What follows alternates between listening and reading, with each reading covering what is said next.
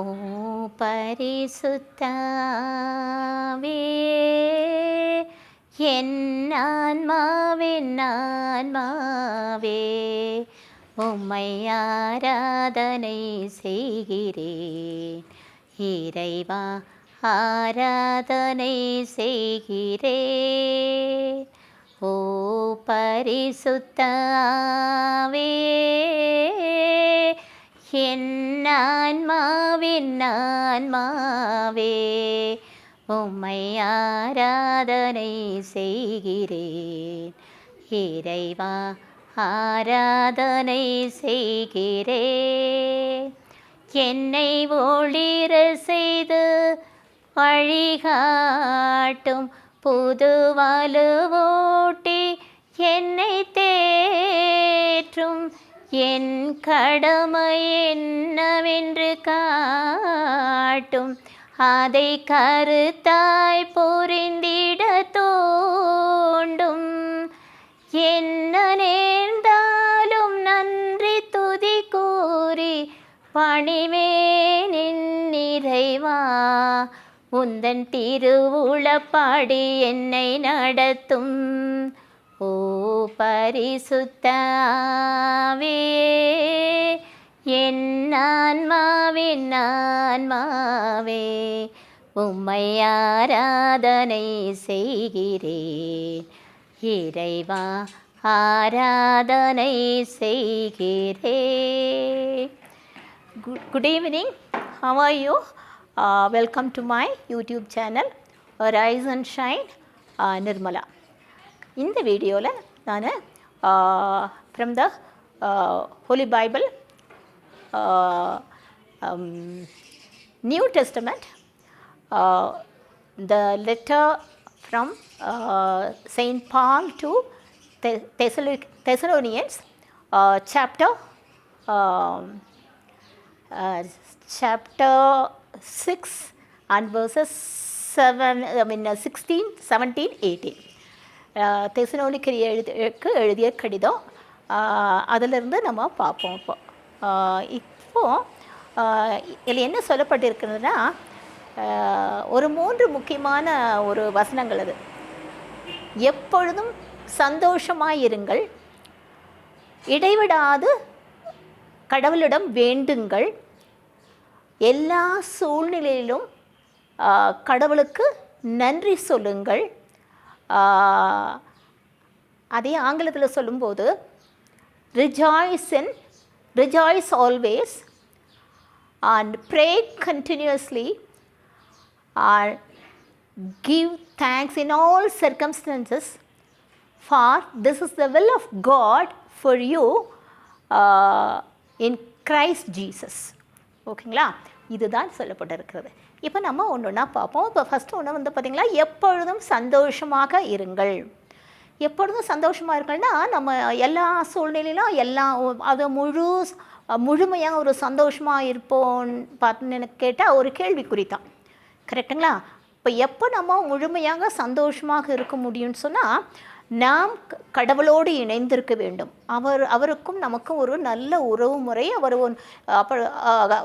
இருக்க வேண்டும். அப்படி இருக்கும் பொழுது தான் நம்ம வந்து எல்லாவற்றையும் கடவுள் கையில் ஒப்பு கொடுத்துட்டு we surrender ourselves fully, totally to the Lord. அப்படின்னா எல்லாத்தையும் கடவுளோடு ஒப்பிட்டு கடவுள் பார்த்துக்குவார். So God will help me, God will solve all my problems அப்படின்னு சொல்லிட்டு ஒரு நம்பிக்கையும் நமக்கு இருக்கும்.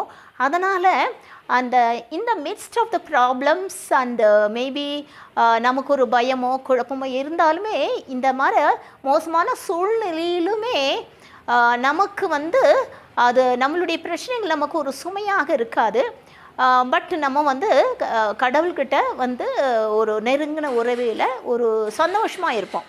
அதை எப்படின்னு பார்க்கும்போது, இப்போ ஃபார் எக்ஸாம்பிள் அப்படி இருக்க முடியலன்னு சொன்னாக்கா, we have to focus our mind first. அப்படின்னு எல்லாத்தையும் விட்டுட்டு நம்ம மைண்டை கடவுள்கிட்ட கொண்டு வந்துட்டு உள்ள நம்ம பாடல்களை கேட்கணும். இல்லாட்டி இறைவசனங்களை வாசித்து அதை தியானிக்கிறோம். அது கூட நம்ம பாடணும். ஸோ அப்படி இந்த 3ல் ஏதாவது ஒன்றில் இந்த 3மே அடுத்தது நம்ம செய்யும்போது என்ன ஆகும்னு சொன்னாக்கா, நம்ம அந்த பிரச்சனைங்களுக்கு வந்து we won't give importance to that, கடவுள் பார்த்துக்குவாருன்னு பண்ணுவோம். அப்படி அதனால தான் எப்பொழுதும் சந்தோஷமாக இருக்குல்ல. அது எதை காட்டுதுன்னு சொன்னாக்கா வந்து we depend fully on God. கடவுளையே நம்ம சார்ந்து இருக்கிறோம், அவர் பார்த்துக்குவார். அதனால தான் கடவுள் அதையும் சொல்கிறார் நமக்கு, எப்பொழுதும் சந்தோஷமாக இருங்கள். ஸோ ரிஜாய்ஸ் ஆல்வேஸ் அப்படின்னு சொல்கிறது. இதை பற்றி நம்ம வந்து அப்போஸ்தலனான பவுல் பிலிப்பியருக்கு எழுதிய கடிதத்தில் 4வது அதிகாரம் 4வது வசனத்தில் சொல்கிறார். எப்படின்னா, always rejoice in God, again I will tell you rejoice அப்படின்னு சொல்கிறாரு. அப்படின்னா எப்பொழுதும் கடவுளை கூட இணைந்து சந்தோஷமாக இருங்கன்னு தான் சொல்கிறாரு. ஓகேங்களா? இப்போ 2வது வசனம் என்னோட 17வது வசனம். அந்த 17வது வசனத்தில் அவர் என்ன சொல்கிறாருன்னு சொன்னால், எப்பொழுதும் ஜெபம் பண்ணுங்கள், இடைவிடாது இறைவனிடம் வேண்டுங்கள் அப்படின்னு சொல்கிறாரு. அப்படின்னா ப்ரே கண்டினியூஸ்லி. இதுக்கு வந்து எப்படின்னா, நம்ம அதனால தான் சொல்கிறோம், கடவுள்கிட்ட நம்ம இணைஞ்சு இருக்கும்போது நம்ம எதுவும் நம்மளை பயப்படுத்தாது. இப்போ கடவுள்கிட்ட எப்போவுமே வேண்டுறவங்களாக இருப்போம். அப்படின்னா என்ன நடக்குதுன்னு சொன்னால், கடவுளை நம்பி இருக்கும்போது அவரை பார்த்துக்குவாருன்னு சொல்லிட்டு கடவுளுக்கு வேண்டும் போது he will take care of everything and solve all our problems.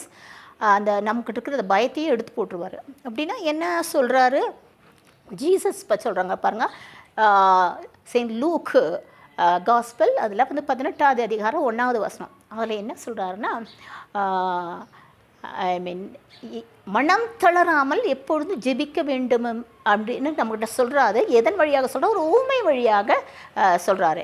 என்ன ஊமை? ஒரு நேர்மையற்ற ஒரு நடுவர், ஒரு கைம்பெண். இந்த கைம்பெண்ணை வந்து அந்த அந்த நேர்மையற்ற நடுவர்கிட்ட ஒரு எதிராளி தண்டித்து அவருக்கு நீதி வழங்கணும்னு கேட்டுக்கிட்டே இருப்பாங்க. அப்போது கேட்டுக்கிட்டே இருப்பாங்க. அப்போ இந்த நடுவர் சொல்கிறாரு, நான் வந்து கடவுளுக்கும் பயப்படுறதில்ல, மக்களையும் நான் மதிக்கிறதில்ல. ஆனால் இந்த கைமணி என்னை தொந்தரவு பண்ணிகிட்டே இருக்கிறதுனால இவருக்கு நான் எதை நீதி வழங்கணும் அப்படின்னு சொல்லுவேன். அப்போது ஜீசஸ் என்ன சொல்கிறாங்க பார்த்தீங்களா, இந்த நேர்மையற்ற ஒரு நடுவர் இப்படி சொல்கிறாருனாக்கா, அப்போ தாம் தேர்ந்து கொண்டவர்கள் அல்லும் பகலும் தம்மை நோக்கி கூப்பிடும்போது அவர் நீதி வழங்க காலம் தாழ்த்துவாரா அப்படின்னு கேட்பார். அப்படின்னு ஜீசஸ் சொல்கிறார். அப்படின்னா இடைவிடாத நம்ம வந்து கடவுள்கிட்ட வேண்டும்னு சொல்கிறதுக்காக இது சொல்கிறாரு. 3வது என்ன சொல்கிறேன்னா, அது என்ன சொல்லப்பட்டிருக்குதுன்னா, give thanks for everything to God. அப்படின்னா எல்லா சூழ்நிலையிலும் give thanks in all circumstances. Give thanks to the Lord God in all சர்க்கம்ஸ்டான்ஸ்னால் எல்லா சூழ்நிலையிலும் கடவுளுக்கு நன்றி சொல்லுங்கள் சொல்கிறாரு. இதை பற்றி தானே இந்த நம்ம அப்போஸ்தலனான பவுல் எபேசியருக்கு எழுதிய கடிதத்தில் 5வது அதிகாரம் 20வது வசனத்தில் அவர் சொல்கிறாரு. என்ன சொல்கிறாருன்னா, always give thanks to the God our father for everything in the name of Lord Jesus Christ. அப்படின்னா ஆண்டவராக இயேசு கிறிஸ்துவின் பேரால் தந்தையாம் கடவுளுக்கு எப்பொழுதும் எல்லாவற்றிற்காகவும் நன்றி கூறுங்கள். அப்படின்னா நம்ம கடவுள் வந்து பார்த்திங்களா, நம்மளோட தாயின் கருவில் நாம் உண்டாவதற்கு முன்னமே நம்மளை தேர்ந்தெடுத்து நம்மளை பாதுகாத்து நமக்கு ஒரு வாழ்க்கை கொடுத்துருக்காரு, ஒரு லைஃப்பை கொடுத்துருக்காரு இல்லைங்களா. அப்போ எல்லாமே நமக்கு தேவையானது எல்லாம் நாம் விரும்புவதற்கும் வேண்டுவதற்கும் மேலாக நம்ம அனைத்தையும் நமக்கு செய்துட்ருக்கிறார். அப்போ அவருக்கு நம்ம வந்து ஒவ்வொரு நிமிஷமும் நம்ம கடவுளுக்கு நன்றி உணர்வுகளாக கொண்டு இருக்கணும், நன்றி சொல்லணும், புகழ்பாக்கள் பாடணும். இதைத்தான் வந்து ஆண்டவராக அந்த புகழ்ச்சி பாடலை கடவுள் விரும்புகிறாரு. இப்போ நம்ம நன்றி சொல்லும்போது கடவுளோட நாமம் வந்து மகிமைப்படுது. அதனால் நம்ம எப்பொழுதும் நன்றி உள்ள மனிதர்களாக இருந்து கடவுளுக்கு நன்றி சொல்லணும். அதை தான் அவர் சொல்கிறாரு, give always thanks to God the Father for everything in the name of Jesus கிரைஸ்ட்னு அப்படின்னு சொல்கிறாரு. அப்படிங்களா, நாம் எப்பொழுதும் சந்தோஷமாக இருக்க பார்ப்போம். அடுத்தது எப்போதும் இடைவிடாது ஜெபிக்கணும். எல்லா சூழ்நிலையிலும் கடவுளுக்கு நன்றி சொல்லணும். இதுதான் நமக்கு நம்ம செய்ய வேண்டியது. ஓகேங்களா? இப்போ ஒரு சிறு பாடலோடு நான் இந்த வீடியோவை முடிச்சுக்கிறேன்.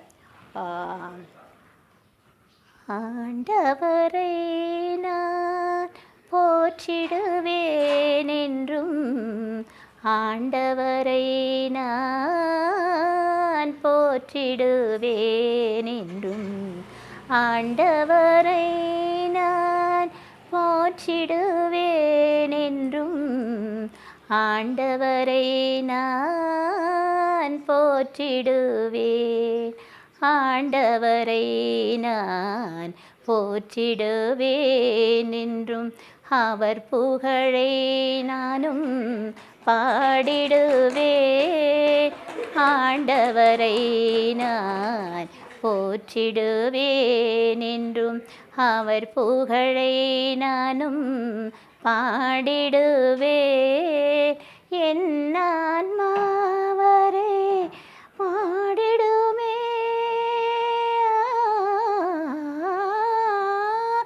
என் ஆன்மாவரே போற்றிடுதே. ஓகேங்க, thank you so much for listening to my video. Bye bye.